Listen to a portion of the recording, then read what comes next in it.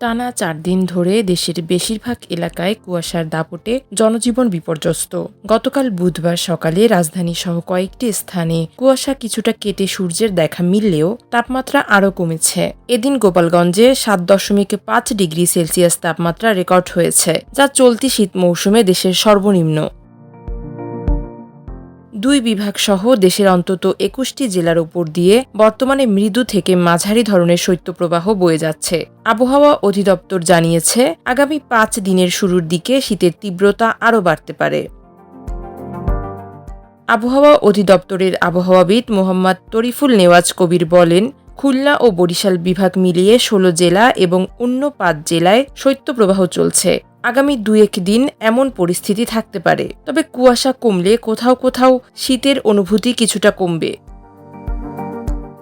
তিনি আরও বলেন, রাজধানীতে শীত কিছুটা কমেছে। চলতি সপ্তাহে ঢাকাসহ কয়েকটি এলাকায় ঘন কুয়াশার সম্ভাবনা কম, তবে ৩ বা ৪ জানুয়ারির দিকে আবার শীত বাড়তে পারে। তখন ঘন কুয়াশার কারণে বিমান চলাচল, অভ্যন্তরীণ নৌ পরিবহন এবং সড়ক যোগাযোগ সাময়িকভাবে ব্যাহত হওয়ার আশঙ্কা রয়েছে।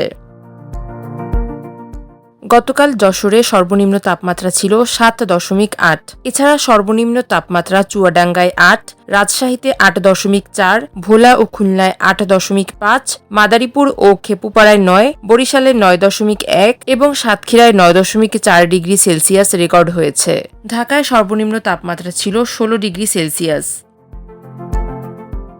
ঘন কুয়াশা আর কনকনে শীতে সবচেয়ে বিপর্যস্ত গোপালগঞ্জ। প্রয়োজন ছাড়া মানুষ ঘর থেকে বের হচ্ছে না। সড়ক ও মহাসড়কে দিনের বেলায়ও হেডলাইট জ্বালিয়ে যান চলাচল করতে দেখা গেছে। বেশি কষ্ট পাচ্ছে শিশু ও বয়স্করা। প্রচণ্ড ঠান্ডার কারণে ব্যাহত হচ্ছে বোরো ধানের রোপণ কাজ। গোপালগঞ্জ আবহাওয়া অফিসের ভারপ্রাপ্ত কর্মকর্তা আবু সুফিয়ান জানান, সোমবার সর্বনিম্ন তাপমাত্রা ছিল ১২.৮ ডিগ্রি। একদিনের ব্যবধানে তা কমে দাঁড়িয়েছে ৭.৫ ডিগ্রিতে। বুধবার সকালে বাতাসের আর্দ্রতা ছিল ৯৭% এবং কুয়াশার কারণে দৃষ্টিসীমা নেমে আসে ২০০ মিটারে। এটিকে মাঝারি ধরনের শৈত্যপ্রবাহ হিসেবে ধরা হচ্ছে। আগামী ২ দিন এই অবস্থা থাকতে পারে।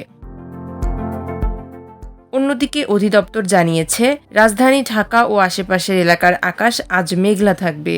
সেই সঙ্গে আবহাওয়া শুষ্ক থাকতে পারে। পাশাপাশি উত্তর বা উত্তর পশ্চিম দিক থেকে ঘন্টায় ৫ থেকে ১০ কিলোমিটার বেগে বাতাস প্রবাহিত হতে পারে। এছাড়া দিনের তাপমাত্রা সামান্য বৃদ্ধি পেতে পারে। এদিন সকাল ৬টায় ঢাকায় তাপমাত্রা রেকর্ড করা হয়েছে ১৩.৫ ডিগ্রি সেলসিয়াস। এ সময় বাতাসে আর্দ্রতার পরিমাণ ছিল ৯৫%। মাল্টিমিডিয়া ডেস্ক, আমার দেশ।